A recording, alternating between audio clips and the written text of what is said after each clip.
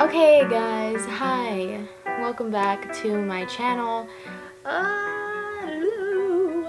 Staining everything on your period is like an actual mood, you know? I'm just gonna stain everything I ever wear. For those of you who have watched my most popular video, which I'm very humble about, but I gotta brag for a little bit. My menstrual cup video has surpassed 1.4 million views. I just want to say, like, thank you guys for those of you who did watch. I hope all of you guys did. And I still use the menstrual cup, and I still struggle with it because I feel like I don't know, I have maybe a weird vagina or something. This video is not about that. I have not used tampons in like 6 months, and it's fucking amazing. I love it. I am back at my parents' house for the holidays. It is actually Christmas Eve today. So I had already made this video. I had rented out like a place and everything, and I was going to film my Q&A, and then had a major echo, and I was like, dude, that's not something that I want in my video, especially with videos that we were going to be talking the entire time. It's really irritating because I feel like I don't have a designated area to film, and it's a simple video. It's literally just answering your questions. Now this camera is just gonna stop recording.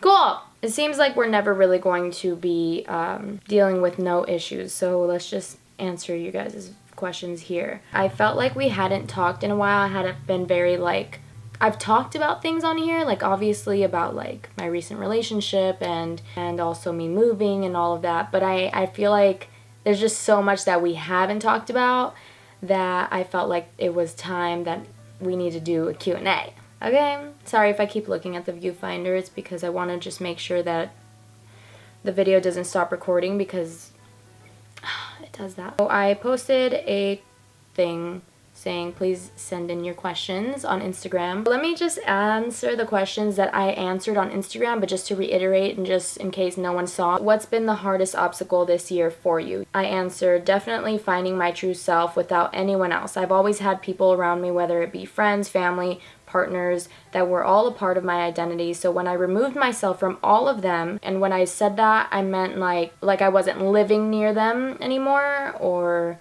seeing them every single day. When I removed myself from all of them and was truly alone, I had no idea who I was, like who my identity was. And of course, I know the basics, like I'm a 23-year-old who works full-time in downtown LA and has a YouTube channel about her life. Like I know that about myself, but that's only my description and not my self-identity. So I'm making it my priority from now on to become who I truly want to be without erasing who I already am. Hope that makes sense. And let me tell you, I'm so fucking proud of myself for that damn answer. Like, just even reading it back now, that I answered that December 14th, it's now December 24th.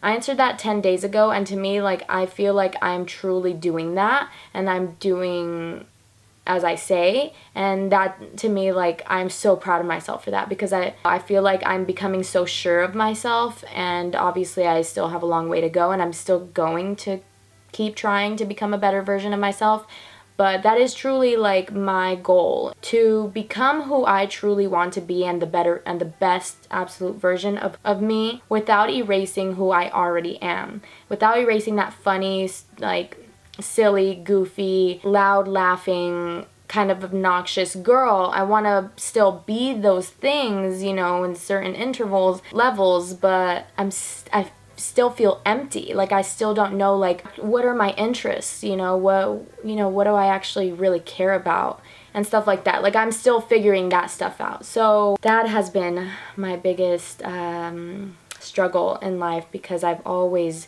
surrounded myself with so many people, like friends and everything. I just become like a part of them.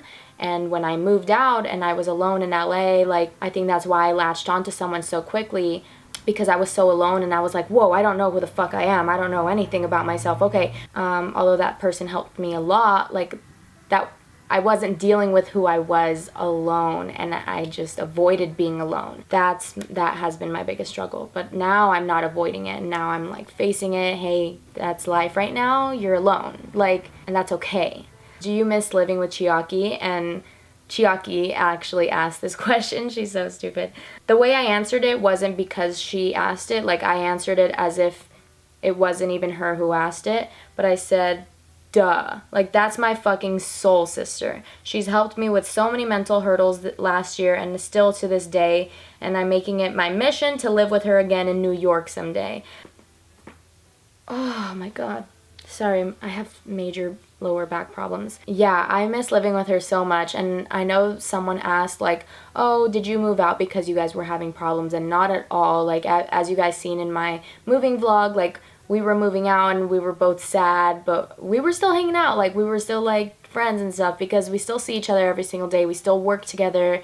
If you guys didn't know, that's how we met. Yeah, I am definitely missing living with her because we became so close and we taught each other so many things because we both grew up in totally different environments that when we were together, that's why we clashed a little bit about like cleaning stuff. But when it came to talking about life, man, we really learned a lot from each other. I learned a lot about her and I feel like she learned a lot from me. To me, like that's the most important thing in a friendship is like, what are we going to teach each other? You know what I mean? We slept over our other coworkers' place this past week, and yeah, I really do think that we're going to be like lifelong friends, and I'm really, really happy that we met. What is your suggestion for stepping out of your comfort zone? And what I said was try something new every day. A new restaurant you would never go to, go eat there alone.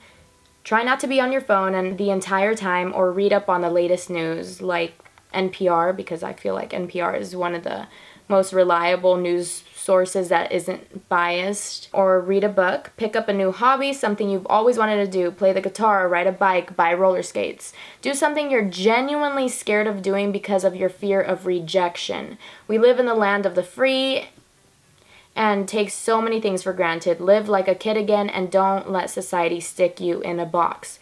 So basically that answer means like when we're a kid, we feel so free to like choose whatever we want to do in life and be whoever. Like when we were a kid, we said like, I want to be a doctor, I want to be this and that, I want to be the president of the United States. We have so much hope, and like somewhere along from being a kid and being an adult, society and like negativity just like tells us that we can't do that anymore, that we have to choose something lower than that, and it's really fucked up. Stepping out of your comfort zone is very hard, but also very simple. Like there's a difference between stepping out of your comfort zone and doing something you truly just like don't care to do. How was your first therapy session? Was it scary to open up to a stranger? Truly terrifying. It's a very vulnerable moment, and I always want to just cry because I feel so emotionally naked, but it's also a liberating feeling to know that you're taking the step to better your mental health and become the best version of yourself. After the first or second time, you start getting a little more comfortable, and now I'm excited to see my therapist again in January.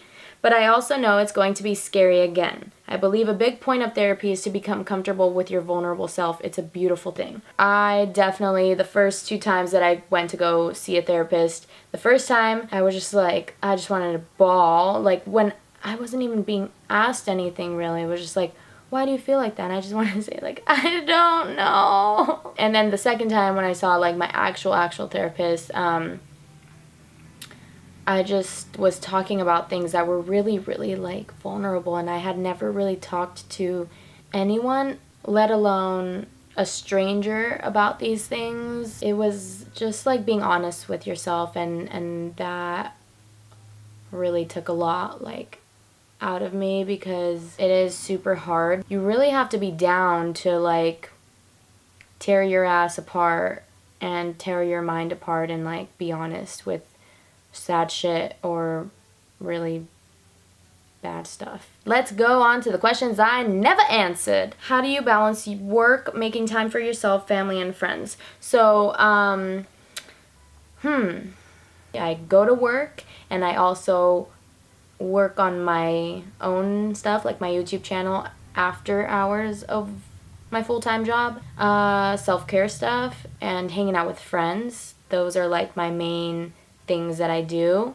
It's hard. Like, going to work is really draining, and I'm really surprised, and I meet very few people that are able to go home from work, like full-time job, and still edit their videos or films or really anything else that they do.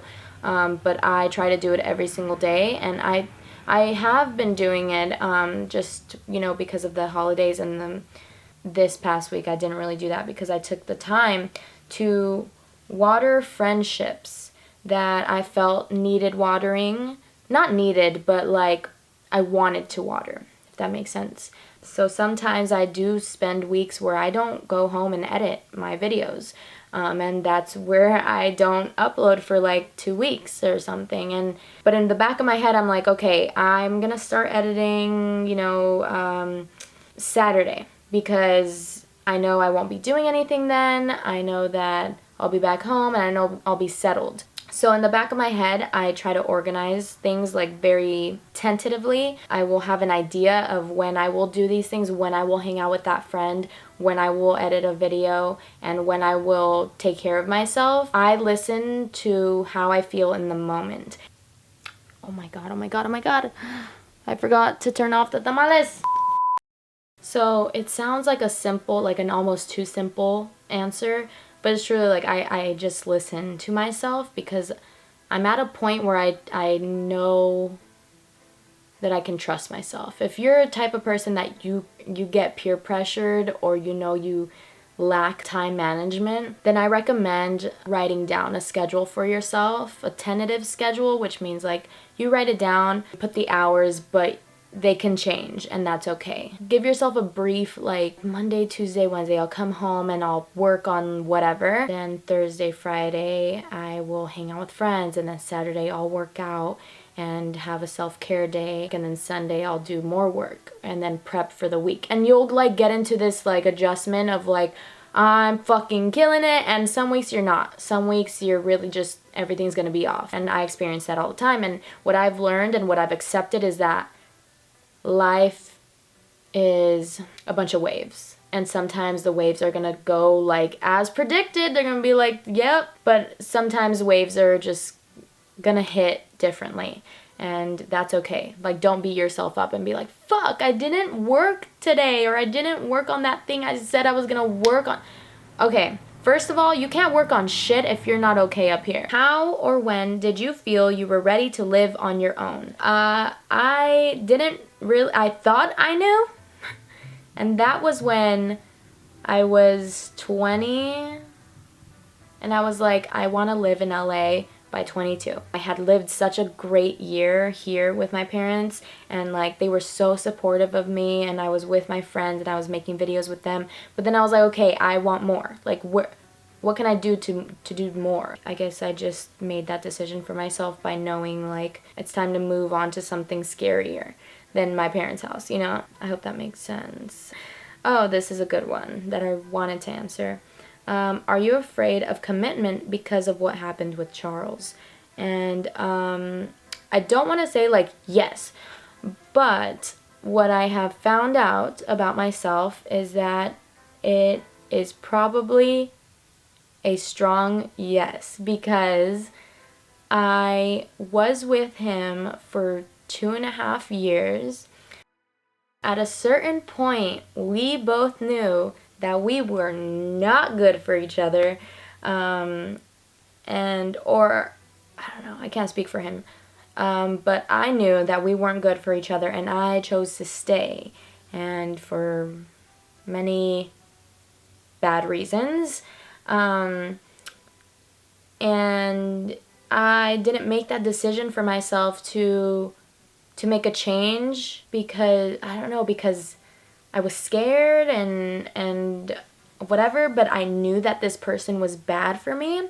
But when you're like blinded by toxic, unhealthy, like really dependent, manipulative love, you stay because it is scary, and you truly are stripped away from your confidence and any sort of strength to leave. So staying in that relationship for as long as I did, after it finally ended, I guess I tried to date afterwards, and had a really like quick defense mechanism. Like if someone did anything where I thought in my head like, I cannot be with that person, you know, and I think it's very serious, but like stuff like someone would say like, I don't know, they don't eat Thai food or something, and I was just like, we can't be together. Like, we cannot be together because we're just never gonna work out. And I don't want to be in a relationship where someone doesn't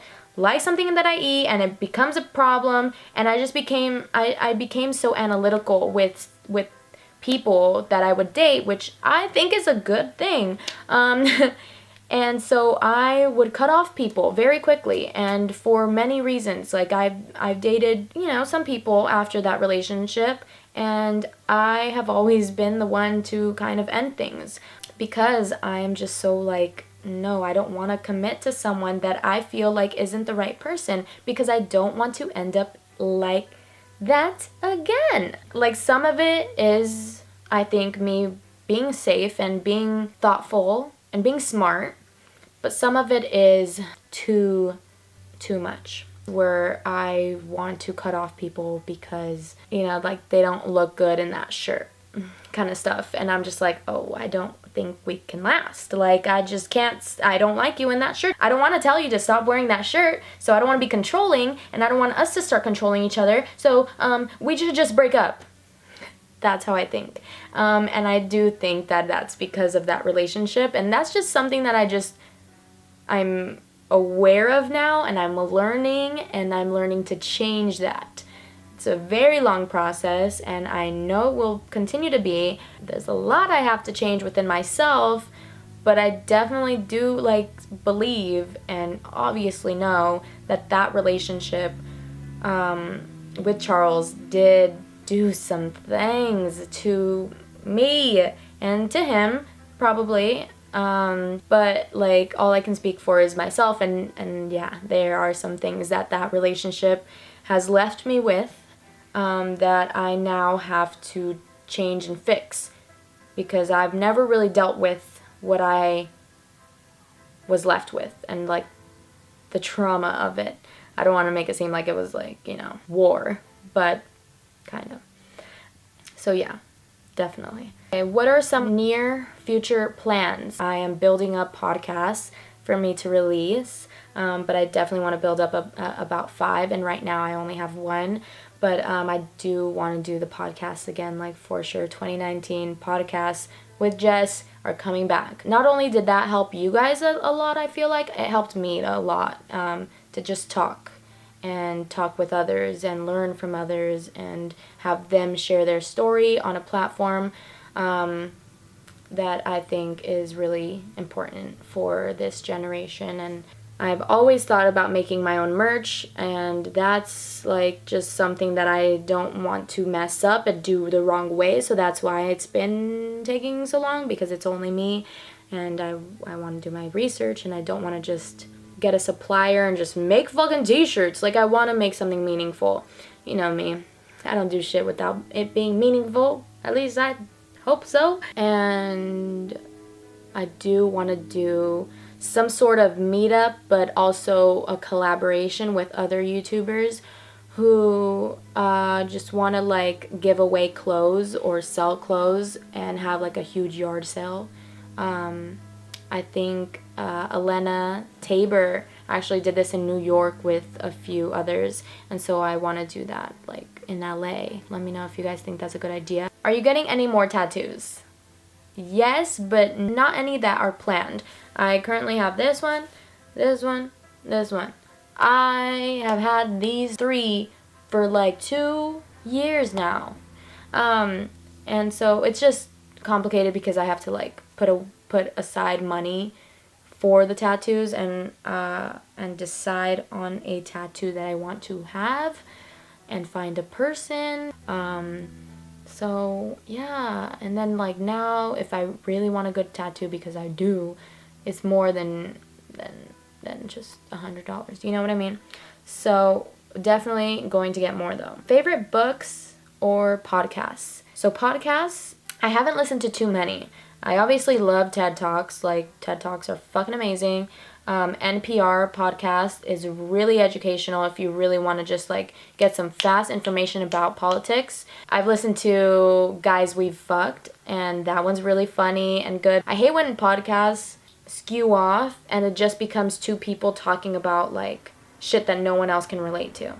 I hate when podcasts do that. So, but I did like that one for a little bit. And then another one is Megan Batoon's podcast called Just a Tip. And that one's really good. I feel like it's my type of podcast. Like, I love just people just talking about relationships. Favorite books, though. Subtle Art of Not Giving a Fuck. Amazing. Truly life-changing. The Alchemist. Life-changing. Amazing. The Alchemist, so fucking good. I was watching The Outliers. Did I say watching? I was reading The Outliers. That one's really good. It may be in the category of self-help, but it doesn't. When you read it, you don't feel like you're reading a self-help book. You feel like you're reading a fiction, but it's a nonfiction. Oh, the book I'm reading now. It is called Overcoming Unwanted Intrusive Thoughts. So fucking fire. Thank you, Rogelio. My coworker gave me this actually after I uploaded the therapy video, and he saw it and he was like, you will benefit from this book. And it's basically just teaching you like, hey, everybody has intrusive thoughts. What you think isn't abnormal, and it is okay, and this is how to deal with them. So yeah, those are my favorite books / podcasts. Nationality. What is nationality? So my parents were born in Mexico. My mom is from Zacatecas and my dad is from Guadalajara. So I am Mexican American. Do you think social media directly affects mental health? What advice do you have for that? I meet so many people that delete Instagram for like days or weeks, or like they don't have Instagram on their phone, but they have an Instagram account. And like, I think that sometimes does help you if you know you're a person that if you just see it on your phone already, you're gonna click on it, delete it. Try out a couple days without it. I know some people who also like time themselves. Like they're like, I'm gonna be on Instagram today, but like I'm only gonna be on there for like 3 minutes or 2 minutes in the morning and then 2 minutes at night, and that's it. You know, I feel like it's too much of a habit for us and too habitual for sure. Like we just wake up and go on it. Like why? You know, I think it's just because we're just so accustomed to it. We're just like, oh, whatever, just fucking click on it. I do this shit too. Super guilty of it. But what I do is sometimes I click on it and I quickly click out because I'm like, why the fuck am I going on Instagram right now? Like I'm not okay right now to see anything. And because I know if I see something, it's going to trigger my insecurity about something, because I'm the type who I don't compare bodies, I compare successes. I like see somebody coming out with a new book or a new series or something, and I'm like, fuck, I should be doing something, fuck, I suck, like, you know? Yeah, so I recommend actively making it so you don't go on Instagram. I feel like Instagram is just the one that really gets to us, whether we're insecure about bodies or the way we think or being smarter or whatever. Just delete that shit for a couple of days, even a couple of hours does you good. And if you are gonna go on Instagram, just think before, like, hey, you're just on Instagram, all of this shit is fake as fuck. Everything is posed. Don't downgrade them, like don't be like, whatever, they're pieces of shit, like they don't mean anything, but like just be like, that's cool, that's what they're doing right now, and one day maybe you'll do that, but right now that's them. That has nothing to do with you, okay? Alright. How is your relationship now with your current partner? And I feel like I have to reiterate on that, because I feel like I only talked about it in my therapy video, and not many people saw my therapy video, but I am not together with my last partner. I know I showed you guys him, and I know I made it, I put it out, and we were gonna move in together and all that, but things changed. We are not currently together, and it is simply because I'm not in the right headspace, but that is just as simple as it is. It's like I'm just currently not in the mind space, in the head space to be in a relationship, and that's my decision, and I chose to change that in my life, change my relationship status, and now I'm single, not dating anyone at all. Yeah. And I'm okay. I'm okay with everything, really. I am content with everything and like excited about just being alone, really. How do you walk away from a toxic relationship, not physically but emotionally? Girl, you prepare yourself. You realize that you're in a toxic relationship, 1. 2, you know, and you promise yourself that you're going to get out someday, one day, soon. And you start preparing yourself mentally by bettering yourself. Because that's the thing with toxic relationships. They don't want you to know that there is better out there. But there is. There's totally. Start watching documentaries. Start learning about things. Like, I know this sounds dumb, like watching a documentary. What? But it's true. Like, learning about everything outside of the world, it gives you a hope that where you are right now or in the moment is not where you have to be. You don't have to be with this toxic person. You don't like, and they don't have to be with you. And you know, like one thing that I did was like start working out more, because I did not work out for a very long time. And I started working out again alone, and I saw a difference like immediately with my like confidence. I was like, okay, yes, I have hope. Like, I'm gonna work out more. Like, that's dope. And you know, so then eventually I built up the strength and the confidence to walk away. So strong. Like, honestly, I had no doubt in my mind when I was leaving. I was like, never been so sure of this. I recommend you just start mentally preparing yourself. And if they're a toxic person, like truly toxic, like truly really bad for you and manipulative, don't feel bad about it. Fuck that. When you quit things cold turkey and you just leave like that without being emotionally prepared, you are bound to go back because you weren't emotionally prepared. Prepare yourself, girl. Build up that strength again and fucking leave. Do you plan on ever moving back in with your parents? I don't plan on moving back in with my parents. I did before. I was like, I remember when I first started my job and I moved into my first apartment, and I was like, you guys, I'm probably going to leave in 6 months. So I'll find someone else, or if you guys have someone else to replace me on the lease, like, because in 6 months I'm probably going to move back in with my parents. I don't know why. I was just like, oh yeah, I'm going to do it. Like, I was so sure. And then I would come over to my parents and visit and quickly realize that that is not the right decision. And I don't mean to knock anyone that stays with their parents, because for some people it just works out like that, and it's just like the way it should be for them, and that's good enough for them. But for me, like, I know, and I've been in it, I've lived here enough to know, like, I don't grow here like the way that I want to grow unless I truly have to. Like, I really had to move back. Do you own a bullet journal? I do own a bullet journal, and I haven't started it yet, but I'm going to create it for the next year, and I'm going to film it for you guys. So if you guys want that, please let me know. If you guys don't fucking want it, please let me know, so I don't do it. Thanks for being the voice for so many of us who relate with you on a personal level. Thank you so much, Drea.LLL.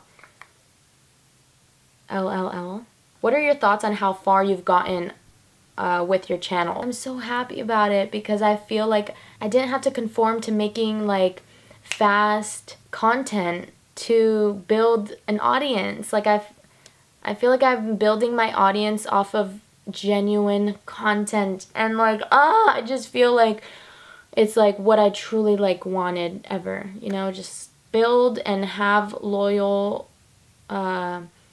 viewers by making content that is meaningful to people. And that's all that I cared about. I don't know. I feel really happy. I feel fucking stoked.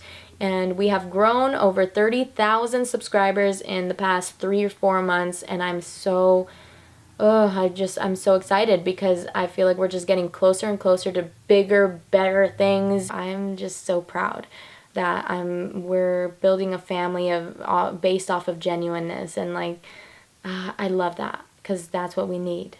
Okay? All right. Do you still hang out with or talk to Christina, Chaba, Ashlyn, or Alina? I do still talk to each and every single one of them, some more than others, but I'm still friends with each of them, and here is proof. Okay, so I got asked if I still talk to you guys. What? Well, do I? Yes. I mean, duh. Do we still talk, guys? Yes.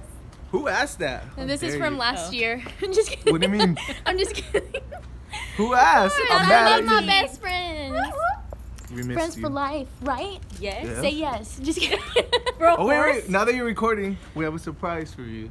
What is it? Well, now flip it. Oh, yeah. Oh, Wait, shit. what? Well, no, it's just like I just bought them breakfast. Damn. Instant karma. Instant good karma. Wait, Good what karma. happened? What'd you get me? I don't know. So, Just a little something. yeah, a little Stay something. tuned. Yeah, you could open it. Oh my god, you I little guess. fuckers. Let me guess, Chava's still paying you for that. They don't gotta know. They don't gotta know. Wait, what is this? What the heck? Stop. I think I'm going to end it off on there. I hope you guys enjoyed this video. I really enjoyed having this conversation with you guys. Thank you guys so much for watching. I love you guys so much. I hope that this was informative for you guys just on who I am and things that you guys have wondered about for a while maybe. Thank you guys so much for giving me a platform where I just can create more content for you guys that are going to mean something to you, each and every single one of you. I think I've talked my own ear off. Alright, thank you guys so much for watching. If you guys want more of these, maybe once a month or every other month, super down to do that. So thank you guys for everyone who asked questions. I love you guys so much, and I will see you guys in the next video. Bye.